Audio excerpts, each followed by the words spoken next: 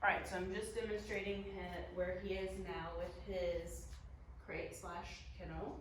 I've just been saying crate and then helping him in. He's still a little hesitant going in, so I'll use the leash to, nope, great.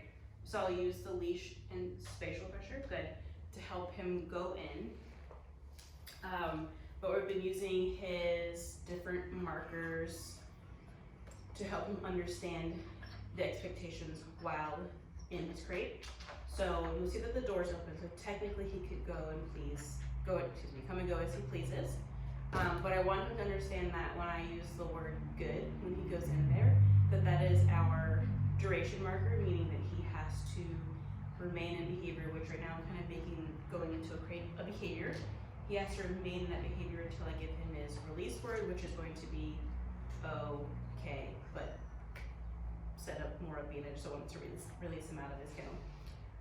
If he comes out of it, or if he starts becoming vocal, I will just simply say the word no, and that has been paired with leash pressure previously and spatial pressure to help him understand what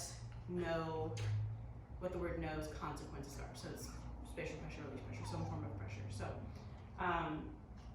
I've just been gradually increasing his expectations within the crate as far as what I'm doing around him. So I'm starting to pay less attention to him in there. I'm starting to reward him less frequently, and then just start moving around and checking out and doing other things while he remains in there. So I'm hoping that this helps him understand that it's not a big deal being in the crate. It's not such an entrapment where he feels like he's being forced to be left alone.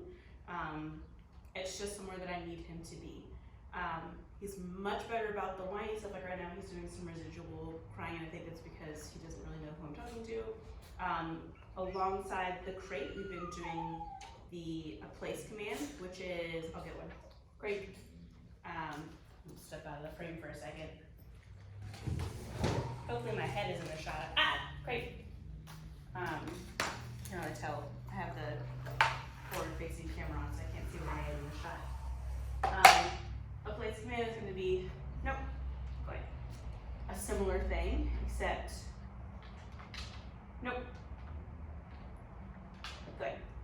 I'm going to reward him for that because you can tell he was a little bit conflicted.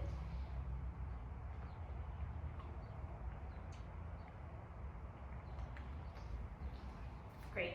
It's similar to this, except it's a little bit more freedom. He has to be a little bit more conscious, if you will, of not coming off of his place, but really the same concept. I send him to his place and I'll do things around him. So it's building his impulse controls.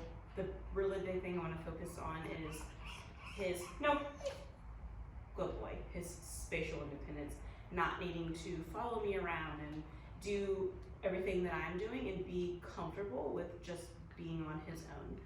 So I definitely wanted to make sure that was a gradual thing for him. He understood what the expectations are. The markers are going to be really huge for him so that he understands what the expectations are by using those markers. Just to create a little bit of clarity and show him again what the expectations are. So he's doing really good. I'm going to move around and do things just to kind of demonstrate him hanging out, doing his own thing in his kennel. So I'm walking over here, and I'm not paying any attention to him other than, nope, keeping an eye on him to make sure that he doesn't come out. Hopefully he can still hear me talking. I'm just over here drinking a sip of my coffee.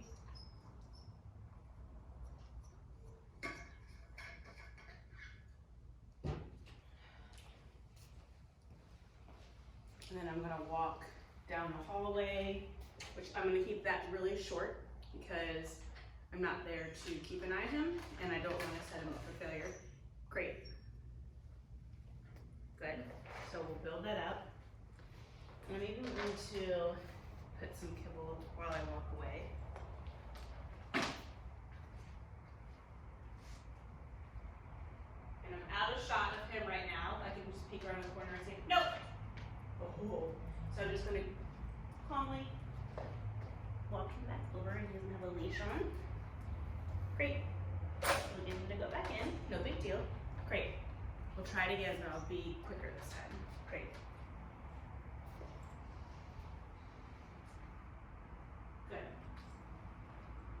time I just walked around the corner and then came back out. I know you can't see, but the first time I went around the corner and then was trying to talk out here. So he's like, "Are you calling me over?" I'm actually gonna bring you with me so that you can see what I see. Let's see. The 5 minutes has passed already. Great. Nope. So spatial pressure, great, good. And then I'm gonna walk down the hallway. So just this little hallway right here. We'll step around the corner.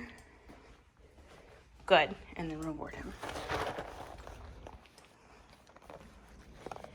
And right now I'm rewarding him every time I come back. But at some point I'm going to, sorry about the mess. At some point I'm going to just walk back in and not really pay him, nope, great, pay him any attention because I don't want him associating me.